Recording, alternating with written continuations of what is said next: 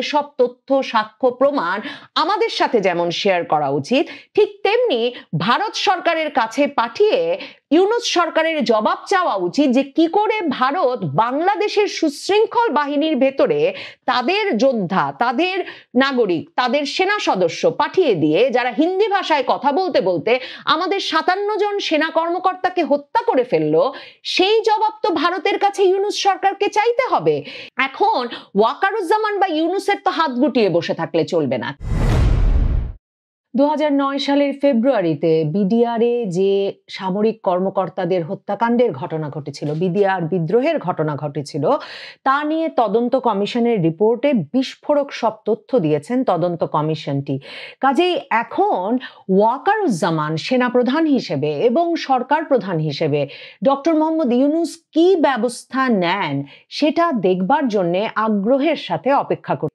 মানে সেনাবাহিনীর ভেতরে তদন্ত হয়েছিল, বিচার বিভাগীয় তদন্ত হয়েছিল, নানা রকম সকল তদন্ত থেকে যে তথ্য বেরিয়ে এসেছিল তার চেয়ে একেবারে আলাদা, এবং যে বিচার এর আগে অনুষ্ঠিত হয়ে গিয়েছিল বিডিআর বিদ্রোহের ঘটনায়, সে বিচারের প্রক্রিয়া এবং বিচারে যাদের দোষী সাব্যস্ত করা হয়েছিল তাদের জায়গা থেকে একেবারে দূরে সরে আসা এই কমিশনের রিপোর্টের পর আসলে ডক্টর ইউনূস এবং ওয়াকারুজ্জামান যদি সত্যি কোনো ব্যবস্থা না নিতে পারেন, তাহলে আমি মনে করি, আপনারাও মনে করবেন, যে বাংলাদেশের স্বাধীনতা সার্বভৌমত্ব সত্যিকার অর্থেই প্রশ্নের সম্মুখীন। কারণ এই তদন্ত কমিশনের রিপোর্টে সরাসরি ভাবে ভারতকে, আওয়ামী লীগ নেতৃবৃন্দকে দায়ী করা হয়েছে।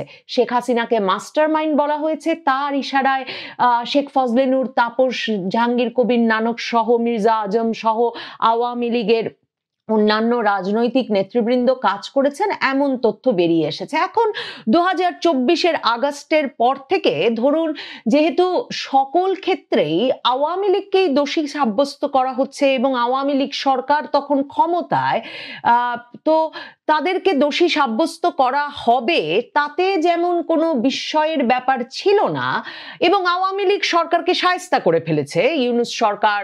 শেখ হাসিনা সহ আওয়ামী লীগের মন্ত্রী এমপিদের যারা বাংলাদেশে ছিলেন তারা সকলে গ্রেফতার হয়েছেন, সকলের বিরুদ্ধে হত্যা মামলা দেওয়া আছে, আর শেখ হাসিনার মতো যারা দেশের বাইরে আছেন তাদের বিরুদ্ধেও হত্যা মামলা আছে। শেখ হাসিনার বিরুদ্ধে তো মৃত্যুদণ্ডের রায়ই হয়ে গেছে। কাজেই আওয়ামী লীগ শায়েস্তা করার বিষয়টা যদি আমি পাশেও সরিয়ে রাখি, তাহলেও প্রশ্ন জাগে যে সরকার প্রধানের হাতে তার নিযুক্ত কমিশন গিয়ে এমন একটা সরাসরি জড়িত, মানে শুধু পরিকল্পনায় জড়িত তাই নয়, এমনকি যোদ্ধা পাঠিয়েছিল, হত্যাকারী পাঠিয়েছিল এই সেনা অফিসারদের বিডিআর এর ভেতরে হত্যা করতে পিলখানায়, এমন ইঙ্গিত বা এমন মন্তব্য যখন সরাসরি কমিশন প্রধান আরেক সাবেক সেনা কর্মকর্তা সরকার ডক্টর মোহাম্মদ ইউনূস কিংবা সেনাপ্রধান ওয়াকারুজ্জামান কি করে ভারতের বিরুদ্ধে কোনো ব্যবস্থা গ্রহণ না করে বা ভারতের কাছে এর ব্যাখ্যা না চেয়ে দিনাতিপাত করছেন, দিন গুজরান করছেন, সে প্রশ্ন তো আমাদের করতেই হয়। কারণ আমাদের স্বাধীনতা সার্বভৌমত্বের ভার তো আমরা তাদের কাছেই দিয়ে রেখেছি। দেখেন, 2025 সালের 25শে ফেব্রুয়ারি, মানে এবছর যখন পিলখানা হত্যাকাণ্ডের বার্ষিকী পালিত হচ্ছিল, তখন সেনা কর্মকর্তাদের পরিবারের সঙ্গে এই বিষয়ে এক স্মরণ অনুষ্ঠানে সেনাপ্রধান ওয়াকারুজ্জামান বলেছিলেন যে বিডিআর পিলখানা হত্যাকাণ্ড বিষয়ে বিতর্ক তোলা ঠিক হবে না, বিডিআর সদস্য দ্বারাই এই হত্যাকাণ্ড ঘটে। বছরের ফেব্রুয়ারিতে যে একটা জিনিস সবসময় মনে রাখতে হবে, এই বর্বরতা কোনো সেনা সদস্য করেনি, সম্পূর্ণটাই তদানীন্তন বিডিআর সদস্য দ্বারা সংঘটিত। 2009 সালে পিলখানায় সংঘটিত নির্মম যে হত্যাকাণ্ড, এই বিষয়ে মন্তব্য 2009-এর পিলখানা হত্যাকাণ্ড বিষয়ে। কিন্তু ইউনূস সরকার আসবার পরে শেখ হাসিনার আমলে ফৌজদারি আদালতে আসলে সবচেয়ে বড় বিচারটি, মানে সবচেয়ে বেশি সংখ্যক মানুষের বিচার অর্থে সবচেয়ে বড় বিচারটি সংঘটিত হয়েছিল এই বিডিআর হত্যাকাণ্ড নিয়ে, এবং সেখানে 2013 সালের 5ই নভেম্বর আদালত 850 জন আসামির বিচার সম্পন্ন করেছিল, যাতে 152 জনকে মৃত্যুদণ্ড, 160 জনকে যাবজ্জীবন, 226 56 জনকে বিভিন্ন মেয়াদে কারাদণ্ড দেওয়া হয়েছে। কিন্তু ডক্টর ইউনূস সরকার আসা মাত্র 293 জন শাস্তিপ্রাপ্ত ও দণ্ডিত আসামি মুক্তি পাওয়া শুরু করে।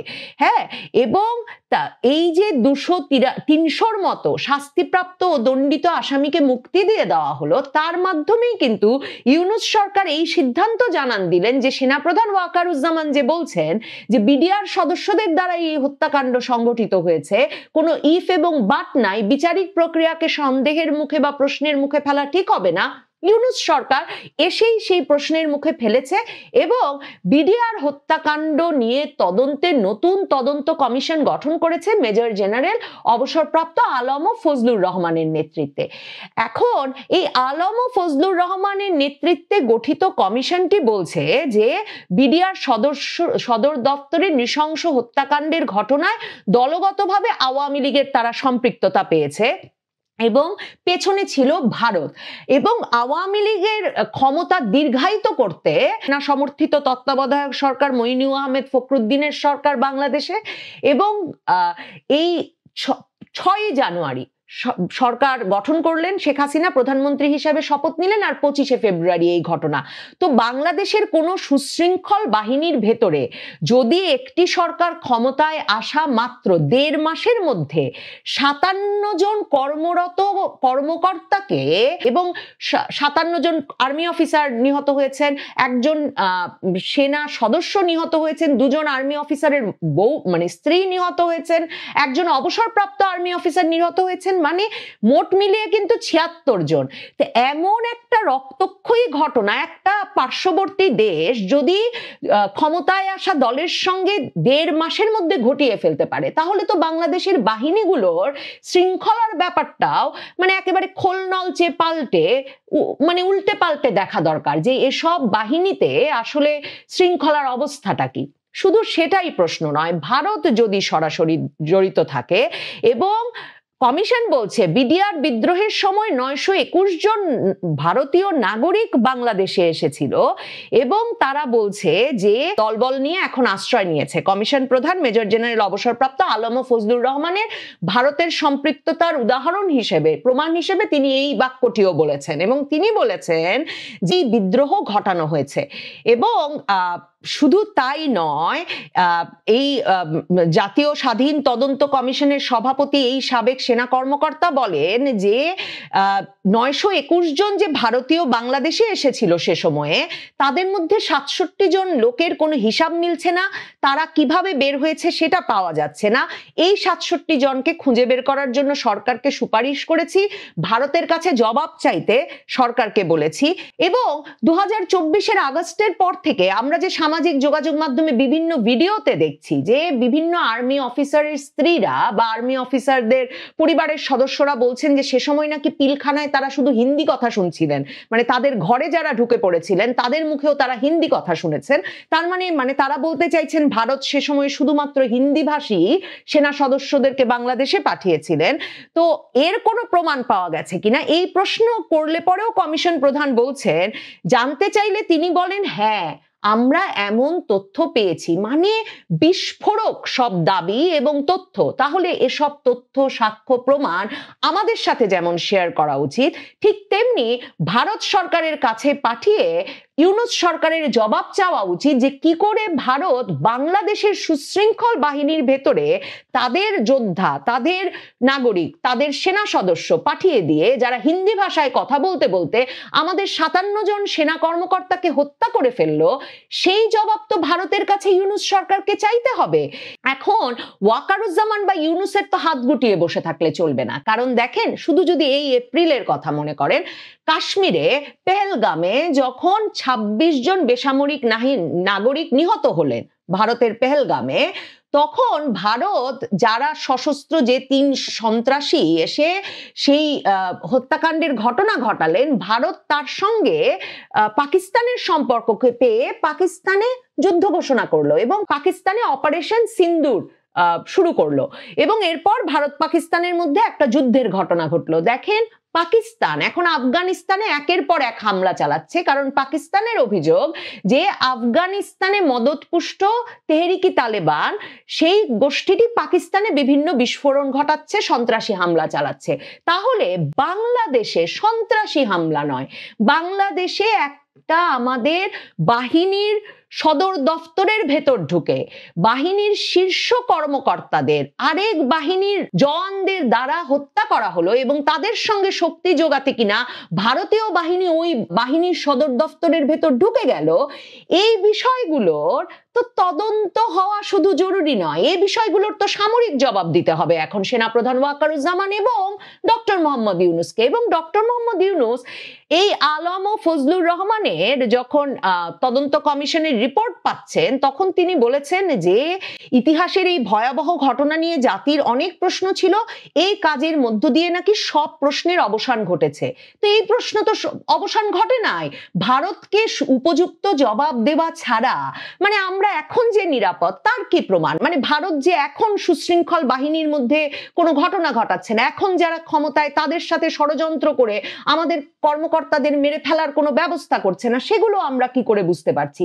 মানে এই বিষয়টি তো নিশ্চিত হতে হবে এবং ভারতকে তো উপযুক্ত জবাব দিতে হবে ইউনূসের এবং ওয়াকারুজ্জামানের। আমরা এই অজিত দোভাল আর খলিলুর রহমানের সাম্প্রতিক যে বৈঠক, সেই বৈঠকেরও বিভিন্ন সূত্রে পাওয়া খবর থেকে জানি যে ভারত সরাসরি এই যে মেজর জেনারেল আলম ও ফজলুর রহমান তার বিষয়ে আপত্তি প্রকাশ করেছে খলিলুর রহমানের কাছেও, কারণ এই আলম ও ফজলুর রহমান হচ্ছেন সেই সাবেক সেনা কর্মকর্তা যিনি গত এপ্রিল মাসে যখন ওই পেহেলগাম ঘটনার পর ভারত পাকিস্তান যুদ্ধ লেগে যায় অবস্থা, তিনি তখন বলেছিলেন ভারত যদি পাকিস্তানে হামলা চালায় তাহলে সাথে সাথে বাংলাদেশের উচিত হবে উত্তর পূর্বাঞ্চল ভারতের সেভেন সিস্টার্স সেটা দখল করে নেওয়া। এবং তিনি তখন তার এই মন্তব্যে ভারতের পররাষ্ট্র মন্ত্রণালয় উদ্বেগ প্রকাশ করলে, নিন্দা জানালে, বাংলাদেশের পররাষ্ট্র মন্ত্রণালয় যখন বলে যে আলম ও ফজলুর রহমানের এই মন্তব্যের সাথে তারা একমত নন, তখন ভারত প্রশ্ন তুলেছিল, ভারতের সরকারি পর্যায় থেকে প্রশ্ন উঠেছে যে তাহলে এরকম একজন ব্যক্তিকে বাংলাদেশ সরকার একটা সরকারি তদন্ত কমিশনের প্রধান হিসেবে নিযুক্ত করেছে কি করে? আর তখন ফজলুর রহমান আবার সংবাদ মাধ্যমের সামনে এসে বলেছিলেন যে সরকার যত কথাই বলুক, ভারতের মুসলমানদের রক্ষার দায়িত্ব বাংলাদেশ এবং পাকিস্তানের, কাজেই প্রয়োজনে বাংলাদেশকে যুদ্ধে যেতে হবে। এই কমিশনের এই রিপোর্টকে যদি গ্রহণযোগ্য মনে করেন সেনাপ্রধান ওয়াকারুজ্জামান, তার সেনাবাহিনী এবং জাতীয় নিরাপত্তা উপদেষ্টা এবং সরকার প্রধান ইউনূস, তাহলে নিশ্চিতভাবে ভারতের বিরুদ্ধে এখন ব্যবস্থা নেওয়া একেবারে গুরুতর একটি দায়িত্ব হয়ে পড়েছে এই সরকার এবং এই সেনাবাহিনীর জন্য। না হলে প্রশ্ন তুলতেই হবে আমাদের স্বাধীনতা সার্বভৌমত্বের দায় আমরা এমন মেরুদণ্ডহীন ব্যক্তিত্বহীন সরকার আর সেনাবাহিনীর কাছে কিভাবে দিয়ে রেখেছি, নাকি শুধুমাত্র রাজনৈতিক ফায়দা লুটবার জন্য এমন উদ্ভট মিথ্যা দাবির প্রতিবেদনকে তদন্ত প্রতিবেদন হিসেবে সামনে প্রকাশ করা হচ্ছে। শুধুমাত্র রাজনৈতিক ফায়দা লুটবার জন্য এ ধরনের গুরুতর স্পর্শকাতর বিস্ফোরক মন্তব্য করে ফেলা বা একেই সত্য হিসেবে প্রতিষ্ঠা করবার চেষ্টা কি ঠিক হচ্ছে? ডক্টর ইউনূস ঠিক হচ্ছে? সেনাপ্রধান ওয়াকারুজ্জামান সামাল দিতে পারবেন তো? গ্রিন সিগন্যাল এসেছে যে তারা ছাড়া নির্বাচন হবে না, জাপা তাই নির্বাচনে আসছে। এখন আপা ছাড়া কি নির্বাচন অনুষ্ঠান করতে পারবেন ডক্টর ইউনূস?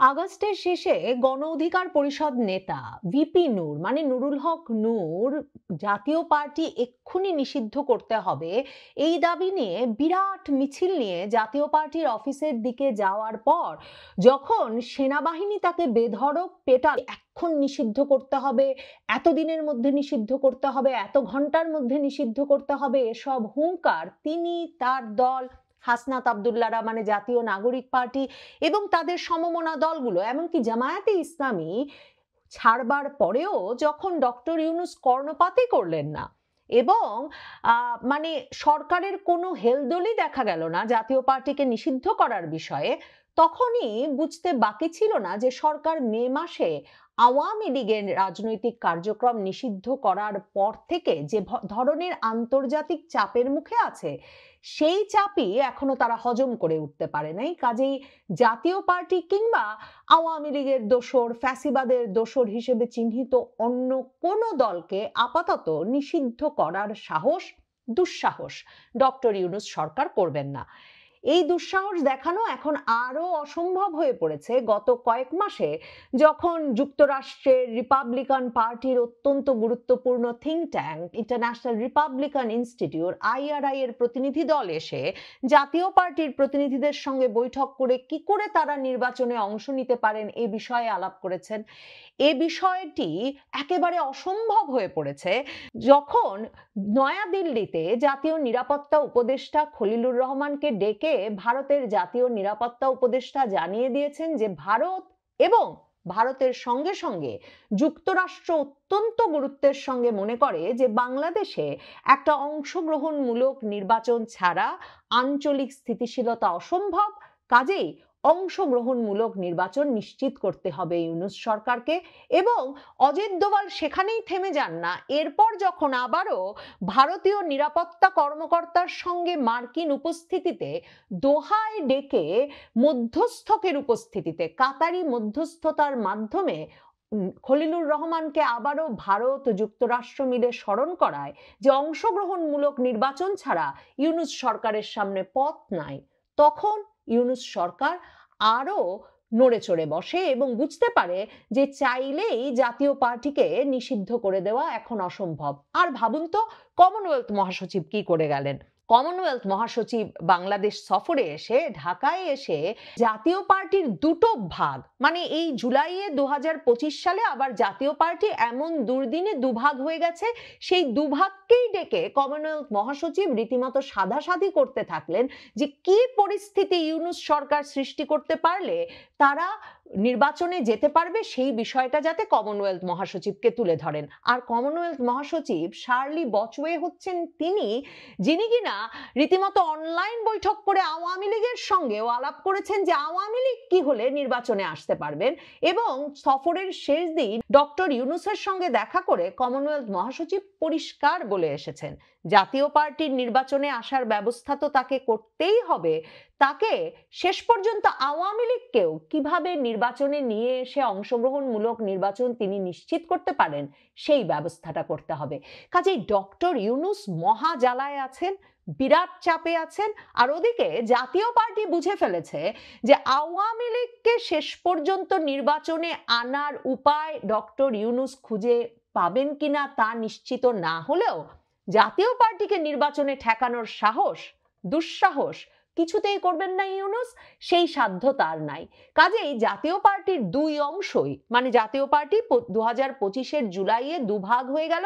জিএম কাদের এক অংশ আর আরেক অংশে নেতৃত্বে গেলেন আনিসুল ইসলাম মাহমুদ। জিএম কাদের, আনিসুল ইসলাম মাহমুদ দুজনেই পুরো আওয়ামী লীগ আমল জুড়েই বারবার নির্বাচিত হয়েছেন। 2008, 2014, 2018, 2024 সবগুলো সংসদ নির্বাচনে তারা অংশ নিয়েছেন, সবগুলো নির্বাচনে তারা সংসদ সদস্য মনোনীত হয়েছেন। এবং এই ব্যক্তিরা রীতিমতো আওয়ামী লীগ আমলে মন্ত্রী পদে ছিলেন। দেখেন, আনিসুল ইসলাম মাহমুদ বা জাতীয় পার্টির নেতৃবৃন্দ আসলে সহজ নেতৃবৃন্দ নন। মানে এরা মানে হঠাৎ করে ভুইফোর রাজনীতি করতে আসেন নাই। এরা জিয়ার আমল থেকে, আনিসুল ইসলাম মাহমুদ যেমন জিয়ার আমলে বিএনপি করতেন, তখন থেকে তিনি ক্রমাগতভাবে চট্টগ্রামে তার আসনে কিন্তু নির্বাচিত হয়ে আসছেন। সেই আনিসুল ইসলাম মাহমুদ এখন বলছেন যে তিনি তার অংশের জাপাকে নিয়ে 16টি রাজনৈতিক দলের একটা জোট, শেখ হাসিনার আমলেও যোগাযোগ মন্ত্রী ছিলেন এবং বারবার নির্বাচিত হয়েছেন এবং বারবার সংসদ সদস্য হিসেবে নির্বাচিত হচ্ছেন সেই এরশাদের আমল থেকে। কাজেই এরা সব ঘাঘু পলিটিশিয়ান। এই আনোয়ার হোসেন মঞ্জু, আনিসুল ইসলাম মাহমুদ এরা মিলে এখন 16টি রাজনৈতিক দলের একটা জোট গঠন করতে যাচ্ছেন এবং 6ই ডিসেম্বর এই জোটের ঘোষণা আসতে পারে। বুঝতেই পারছেন এ ধরনের ব্যক্তিরা, মানে যাদের সঙ্গে রীতিমতো নিয়ম করে, মানে তারা আমলের পর আমল ধরে মন্ত্রী ছিলেন, এরশাদের আমলে মন্ত্রী, বিএনপি আমলে কেউ মন্ত্রী, আর আওয়ামী লীগ আমলে তো ছিলেনই, এদের সঙ্গে কূটনৈতিকদের ঘনিষ্ঠ যোগাযোগ আছে। রীতিমতো গ্রিন সিগন্যাল না পেয়ে গেলে এই টাকা পয়সা, প্রভাব প্রতিপত্তিশালী রাজনৈতিক ব্যক্তিত্ব এবং অর্থবিত্তের মালিক এই ব্যক্তিরা, যাদের নিজেদের খুবই শক্ত সংসদীয় আসন আছে, তারা আমরা নির্বাচন করব বলে যে ঝাঁপ দিয়ে সংবাদ মাধ্যমে জানান দিতে আসেন নাই, সেটা খুব পরিষ্কার।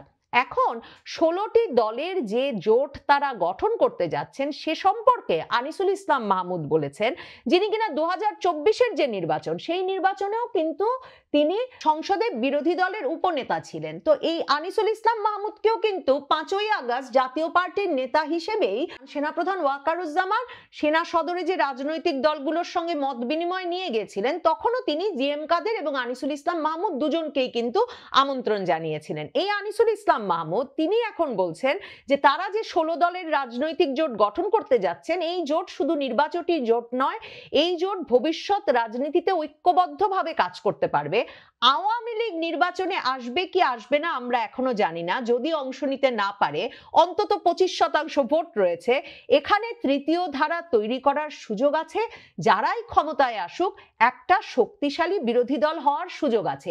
আরে হাসনাত আব্দুল্লাহ, জামায়াতে ইসলামী, নুরুল হক নুরুর গণ অধিকার পরিষদ, এবি পার্টি, মানে এসব সব দলের ভয়টা তো সেখানেই যে জাপা দিয়ে আপা চলে আসবে, যে আপা যদি শেষ পর্যন্ত নির্বাচনে না আসতে পারে, আওয়ামী লীগ যদি নির্বাচনে না আসতে পারে, তাহলেও জাতীয় পার্টিতে যে ধরনের জাতীয় নেতৃবৃন্দ আছেন এবং তাদের সংসদীয় আসন আছে, রাজনৈতিক উপস্থিতি আছে, কূটনৈতিক যোগাযোগ আছে, তারা আওয়ামী লীগের ভোটগুলো নিয়ে আসার জন্য আওয়ামী লীগের সাথে যেমন একটা রাজনৈতিক জোট কৌশলের আশ্রয় নিতে পারে, ঠিক তেমনি তারা যে ধরনের ভোট কাড়বেন তাতে এসব এনসিপি টেনসিপি বা এবি পার্টি বা যারা যারা এখন নির্বাচনে গিয়ে রীতিমতো সংসদ সদস্য হয়ে পড়ার স্বপ্ন দেখছেন, তাদের স্বপ্ন শেষ করে দেবে এই জাপা। এখন আনিসুল ইসলাম মাহমুদদের কিন্তু অবস্থান খুব শক্ত, মানে বলেন তো কি রহস্যে শেখ হাসিনার আমলের মন্ত্রী এবং শেখ হাসিনার সর্বশেষ যাকে এরা আমিডামিন নির্বাচন বলে, সেই আমিডামিন নির্বাচনেও যিনি কিনা বিরোধী দলের উপনেতা ছিলেন, তিনি কিভাবে প্রকাশ্যে ঘুরে বেড়াচ্ছেন, স্বাভাবিক পেশা জীবন কাটাচ্ছেন বলুন তো? কারণ চট্টগ্রামের এই প্রভাবশালী পরিবারের ব্যক্তিটি আনিসুল ইসলাম মাহমুদ, উনি খুব ঘনিষ্ঠ এমনকি ডক্টর ইউনূসের সঙ্গে পারিবারিকভাবে। মির্জা ফখরুল ইসলাম আলমগীর, বাংলাদেশ ব্যাংকের সাবেক গভর্নর, এখন অর্থ উপদেষ্টা সালেউদ্দিন আহমেদ, এরা সব বাড়িতে বসে একসাথে আড্ডা দেন, কবিতা আবৃত্তি করেন, এসব ভিডিও ভাইরাল হয়ে সামাজিক যোগাযোগ মাধ্যমে প্রায়ই ছড়িয়ে পড়ে। কাজেই এদের ভিত্তিটা শক্ত, এদেরকে নাড়া দিয়ে দেবেন ওই হাসনাত আব্দুল্লাহ আর নুরুল হক নুরু, এর কোনো সম্ভাবনাই নাই। এখন এর সঙ্গে দেখেন, উনাদের সঙ্গে এসে এই জাতীয় পার্টির আনিসুল ইসলাম মাহমুদ অংশের সঙ্গে যারা যারা এসে যোগ দিয়েছেন, তার সঙ্গে তো এমনিতেই এবিএম রুহুল আমিন হাওলাদার তার অংশের জাতীয় পার্টির মহাসচিব হিসেবে আছেনই, এদের সঙ্গে যারা এসে যুক্ত হয়েছেন তার মধ্যে কট্টর বিএনপি ঘরানার সাংবাদিক শওকত মাহমুদ আছেন। তিনি বিএনপি থেকে এই নমিনেশন নিয়ে নির্বাচন করেছিলেন বোধহয় 2018-তে। তো সেই শওকত মাহমুদ এখন তো আলাদা দল করেছেন জনতা পার্টি নামে, সেই শওকত মাহমুদের দল যোগ দিচ্ছেন। এদের সঙ্গে যোগ দিচ্ছেন বাংলাদেশ মুসলিম লীগের সভাপতি অ্যাডভোকেট মহসিন রশিদ। এই অ্যাডভোকেট মহসিন রশিদকে, যিনি প্রথম হাইকোর্টে গিয়ে এই মামলা দায়ের করলেন যে ইউনূস সরকার 106 অনুচ্ছেদ অনুযায়ী যে বলছে যে আপিল বিভাগের একটা রেফারেন্স নিয়ে গঠিত হয়েছে, এটা সত্যি হতে পারে না, এই সরকারটি অসাংবিধানিক। মানে ঘাঘু সব লোক, শক্তিশালী সব লোক, যিনি কিনা সেই গত বছরেই মামলা ঠুকে দিয়েছেন যে ইউনূস সরকার অসাংবিধানিক, সেই আইনজীবী মহসিন রশিদও আছেন কিন্তু এই আনিসুল ইসলাম মাহমুদদের এই জোটের মধ্যে। এছাড়া তো বললামই, আনোয়ার হোসেন মঞ্জু নিজেই তো একাই 100, পিরোজপুর 2 থেকে বহুবার সংসদ সদস্য নির্বাচিত হয়েছেন। তোফাজ্জল হোসেন মানিক মিয়ার ছেলে ইত্তেফাকের মালিক। এই আনোয়ার হোসেন মঞ্জুদেরও প্রভাবের গল্পটা বলি, যে ধরেন তিনিও তো শেখ হাসিনার আমলেরও মন্ত্রী, মন্ত্রী, তো তিনি সেপ্টেম্বর 2024-এ কিন্তু গ্রেফতার হয়েছিলেন এবং গ্রেফতার হওয়ার 4 ঘন্টার মধ্যে এই ইউনূস সরকারকে, শেখ হাসিনা আমলের মন্ত্রী সংসদ সদস্য এই আনোয়ার হোসেন মঞ্জুকে ছেড়ে দিতে হয়েছিল তার স্বাস্থ্য সংক্রান্ত জটিলতা আছে এই যুক্তি দেখিয়ে। বুঝতেই পারছেন আওয়ামী লীগের মৃত্যুশয্যায় থাকা, বার্ধক্যের ভারে নুয়ে পড়া নেতা কর্মীরাও যখন, মানে সাবেক মন্ত্রীরাও যখন সব জেলে, আর একবার আদালতে যাচ্ছেন আর ফিরছেন কারাগারে, আদালতে যাচ্ছেন আর কারাগারে ফিরছেন, এই ভিডিও নিয়মিত প্রকাশ হচ্ছে, তখন আনোয়ার হোসেন মঞ্জুদের ক্ষমতাটা কত শক্তিশালী এবং কতটা প্রভাব বিস্তারী সেটা বুঝতে নিশ্চয়ই অসুবিধা হয় না। জিএম কাদের অংশ কিন্তু বসে নাই। জিএম কাদেরের অংশ মানে যাদের কাছে লাঙ্গল মার্কাটা এখন আছে, এবং জিএম কাদের অংশ শামীম হায়দার পাটোয়ারি তার মহাসচিব, যেই অংশটি আসলে নুরুল হক নুরুরা যখন দলবল নিয়ে ওই জাতীয় পার্টি ভাঙতে গেলেন, এক্ষুনি নিষিদ্ধ করতে হবে এই ঘোষণা নিয়ে ওই অফিসের দিকে গেলেন, যারা অফিসে থেকে অফিস রক্ষা করলেন, দল রক্ষা করলেন এবং নুরুল হক নুরুদের প্রতিহত করলেন, সেই জিএম কাদের অংশ এখন বলছে তারা 300 আসনেই প্রার্থী দেবে। এবং এরই মধ্যে রংপুর বিভাগের 33টি আসনে প্রার্থী চূড়ান্ত করার জন্য শীর্ষ নেতাদের নির্দেশ দিয়ে দেওয়া হয়েছে। রংপুর বিভাগের প্রার্থীরা এখন ঢাকায় অবস্থান করছেন এবং জাতীয় পার্টির এই জিএম কাদের অংশ বলছেন যে তাদের যত প্রার্থী তার বাইরেও তারা নতুন প্রার্থী দেওয়া সহ আরো অনেক চমক দেবেন। এখন কি ধরনের চমক দেবেন, মানে তারা আসলে কাদেরকে তাদের প্রার্থিতা বা তাদের লাঙল প্রতীক তুলে দিচ্ছেন সেটা দেখবার জন্যও কিন্তু তার মানে অপেক্ষা করতে হবে। এবং এর বাইরে তারা যে চমক দেখিয়েছে, তারা আবার এভার কেয়ার হাসপাতালে বিএনপি নেত্রী খালেদা জিয়া রোগ সজ্জায়, সেখানে বিএনপি নেত্রীকে দলে বলে দেখতে গিয়ে জিএম কাদের অংশের মহাসচিব শামীম হায়দার পাটোয়ারি বিএনপি নেতাদের সঙ্গে আলাপ করে এসেছেন, খালেদা জিয়ার রোগ মুক্তির প্রার্থনা করে এসেছেন এবং সেখানে তাদের গয়েশ্বর চন্দ্র রায় এবং আমানুল্লাহ আমানের সঙ্গে যে কথা হয়েছে সেই কথাও তারা এসে জানিয়েছেন সংবাদ মাধ্যমকে। তার মানে জাতীয় পার্টি আর বিএনপির মধ্যে কোনো বিভেদ নাই। মনে রাখবেন, বিএনপি কখনো মুখ দিয়ে উচ্চারণও করে নাই জাতীয় পার্টি নিষেধ করতে হবে এমন কোনো দাবি। এবং মনে রাখবেন, এমনকি ডক্টর ইউনূসের সঙ্গে জাতীয় পার্টি নিষিদ্ধ করতে হবে রবের মধ্যে যখন তাদের বৈঠক হয়েছিল, তখন বেরিয়ে আসার পর সাংবাদিকরা যখন এ প্রসঙ্গে জিজ্ঞেস করেছিলেন, মির্জা ফখরুল ইসলাম আলমগীর বলেছেন ইউনূস সাহেবও তাদেরকে এ প্রসঙ্গে কোনো কথা বলেন নাই। কাজেই জাতীয় পার্টি প্রস্তুত, কমনওয়েলথ মহাসচিব নিশ্চয়ই গ্রিন সিগন্যাল দিয়ে গেছেন, আর এই আনিসুল ইসলাম মাহমুদ, জিএম কাদের, আনোয়ার হোসেন মঞ্জুদের মতো নেতাদের কাছে সব দেশ থেকেই গ্রিন সিগন্যাল এসেছে। মানে এই ইত্তেফাকের মালিক আনোয়ার হোসেন মঞ্জুদেরকে দীর্ঘ সময় ধরে মার্কিন যুক্তরাষ্ট্রের সবচেয়ে ঘনিষ্ঠ মিত্র, মানে অনেকে বলেন যে মার্কিন যুক্তরাষ্ট্রের এক রকমের দূত ইত্তেফাকের মালিক এই আনোয়ার হোসেন মঞ্জুরা। তো সেই আনোয়ার হোসেন মঞ্জু, আনিসুল ইসলাম মাহমুদ, জেএম কাদেরদের কাছে নিশ্চয়ই দেশে নয় দেশের বাইরে থেকে এমন গ্রিন সিগন্যাল এসেছে যে তারা ছাড়া নির্বাচন হবে না। জাপা তাই নির্বাচনে আসছে। এখন আপা ছাড়া কি নির্বাচন অনুষ্ঠান করতে পারবেন ডক্টর ইউনূস? আর আপা ছাড়া যদি নির্বাচন হয়ও, তাহলে আনিসুল ইসলাম মাহমুদরা যা বলছেন আওয়ামী লীগ ছাড়া নির্বাচন হলে 25% ভোট তবু নাকি তাদের পাবার একটা সম্ভাবনা আছে। তার মানে আওয়ামী লীগের সঙ্গে কি কোনো রাজনৈতিক কৌশলের ভিত্তিতে কোনো নির্বাচনী জোট, অনানুষ্ঠানিক নির্বাচনী জোট অনুষ্ঠিত হতে যাচ্ছে এর মাধ্যমে সত্যি আওয়ামী লীগের পুনর্বাসন ঘটবার বা রাজনৈতিকভাবে একটা স্থিতিশীলতা পাবার, নিরাপত্তা পাবার সম্ভাবনা তৈরি হচ্ছে। সারা দেশে আওয়ামী লীগ নেতা কর্মী সমর্থকদের যেই অবস্থা, তাতে সত্যি কি তারা, যারা তাদের ঘর পোড়ায়, বাড়ি পোড়ায়, চাঁদাবাজি করে, যাদের মামলায় হামলায় তাদের অস্থির অবস্থা, তাদের হাত থেকে মুক্তি পেয়ে অন্য কাউকে ভোট দেওয়ার সুযোগ পেলে সেই সব প্রার্থীকেই লুফে নেবে না? মানে এরকম নানা হিসাবে তো পরিষ্কার যে কেন জাপার নির্বাচনে অংশ নেওয়া, জাতীয় পার্টির নির্বাচনে অংশ নেওয়া পুরো নির্বাচনের হিসাব নিকাশটাই বদলে ফেলতে পারে। আর সত্যি যদি জাতীয় পার্টিকে কেউ গ্রিন সিগন্যাল দিয়ে থাকে, জাপা আসা নিশ্চিত হয়, তাহলে কে বলতে পারে আপা আসাও হয়তো। প্রিয় দর্শক, বেগম খালেদা জিয়াকে নিয়ে দেশের মানুষ এখন উদ্বিগ্ন। ওনার স্বাস্থ্য নিয়ে উদ্বিগ্ন, ওনার জীবন নিয়ে উদ্বিগ্ন। এবং গতকালকে এটা নিয়ে আলোচনা করতে গিয়ে আমি বলেছিলাম যে ওনার একমাত্র জীবিত পুত্র তারেক রহমান দেশে আসছেন না কেন, মার কাছে থাকার জন্য, মাকে দেখার জন্য। বলা হচ্ছিল যে বেগম খালেদা জিয়াকে বিদেশে নেওয়া যায় কিনা, কিন্তু এরই মধ্যে আমরা জেনেছি ডাক্তাররা বলেছেন ওনার যে হেলথ কন্ডিশন, তাকে বিদেশে নেওয়াও যাচ্ছে না। তো সেক্ষেত্রে তারেক রহমান কেন আসছেন না, এই প্রশ্নটা সবার মধ্যে আছে। এবং তারেক রহমানের আসার দাবিটা কিন্তু অনেক আগে থেকে আছে, বিএনপির পক্ষ থেকে আছে, দেশের সাধারণ মানুষের পক্ষ থেকেও কিন্তু এটা আছে। এখন মায়ের ঘটনা আরেকটা মানবিক কারণ যুক্ত করেছে। এটা নিয়ে কালকে আমি কিছু কথা বলেছি এবং আমাদের সাধারণ মানুষের মনের ভাবটা কি সেটাও আমি আমার মতো করে বলার চেষ্টা করেছি।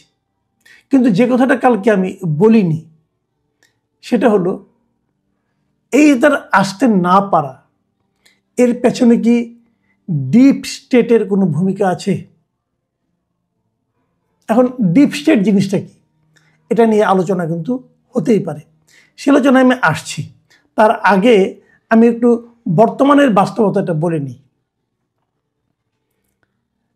তারেক রহমানের যে পার্টি আছে বিএনপি, সেই বিএনপির নেতৃবৃন্দর কাছে সাংবাদিকরা প্রশ্ন করেছেন যে উনি কেন আসছেন না।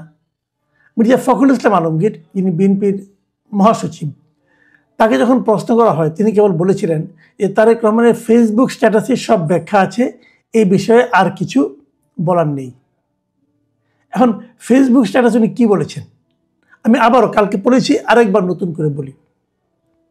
আমি ওই জায়গাটুকু বলি যেটুকু তার আশার সম্পর্কে আছে।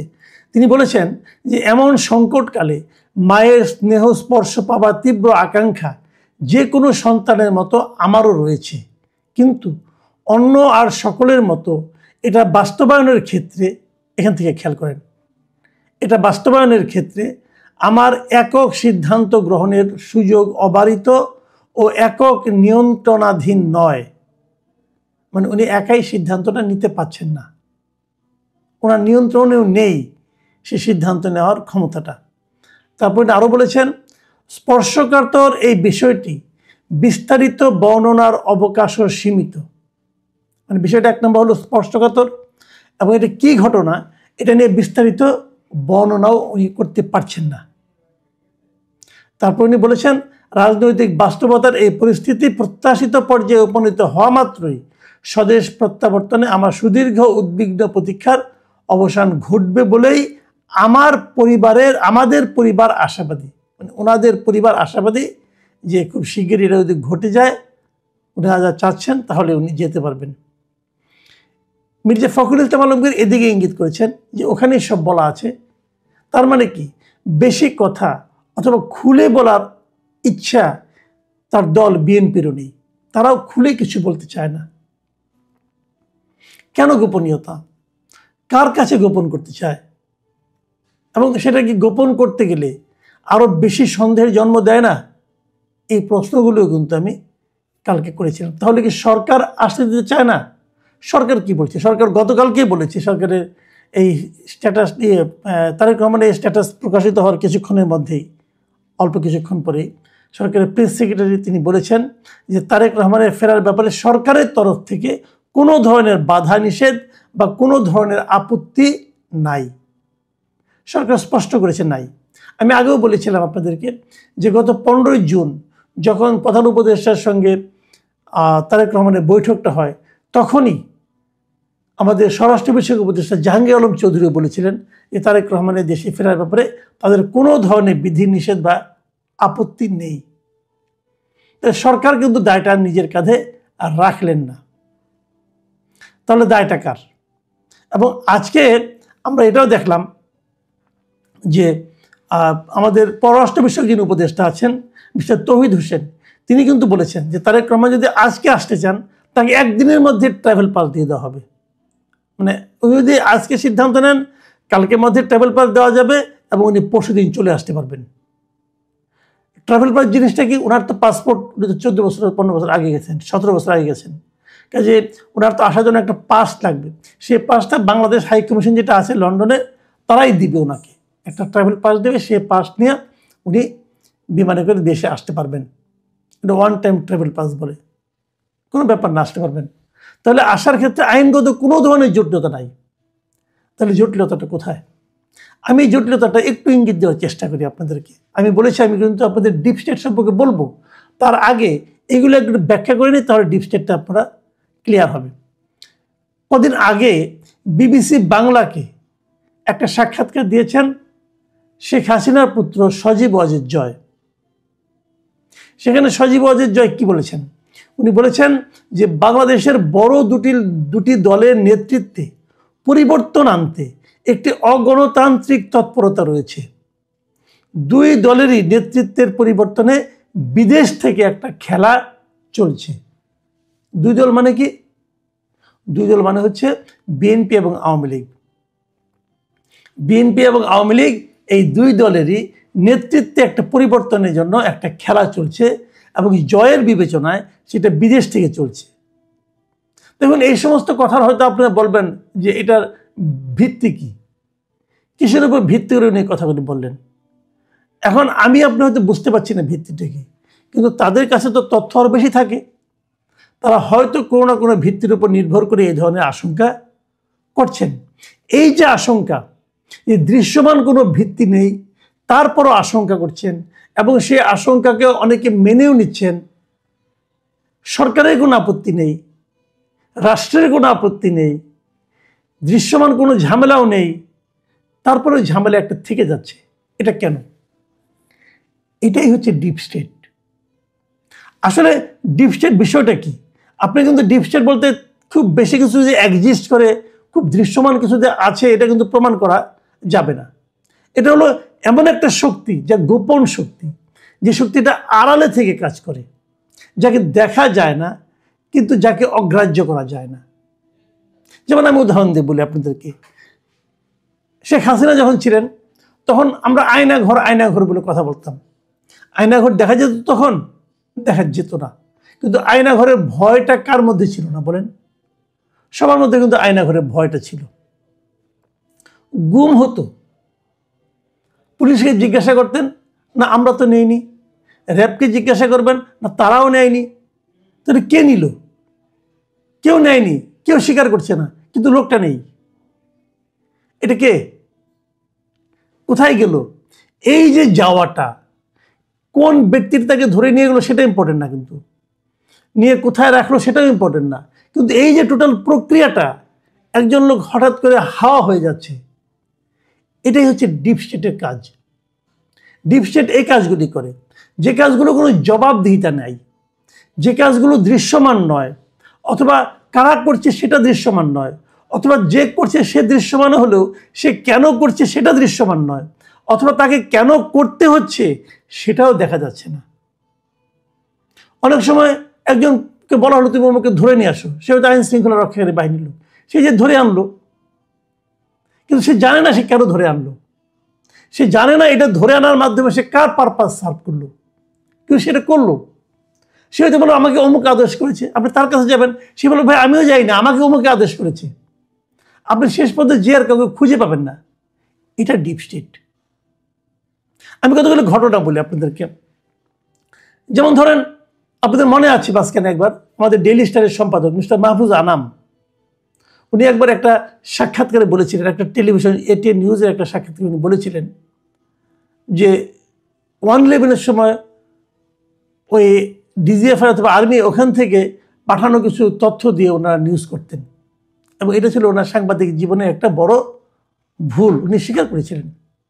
এই যেখান থেকে এসেছে এই নিউজগুলো, তারা কি স্বীকার করবে হ্যাঁ আমরা দিয়েছি? স্বীকার করবে না, কিন্তু তারা দিত কেন? সেই হিসেবে একটা ডিপ স্টেট কাজ করত। সরকারের ভেতরে আরেকটা সরকার, যাকে দেখা যায় না কিন্তু তাকে অগ্রাহ্য করা যায় না। এবং সেই ডিপ স্টেট তখন কি চাইতো?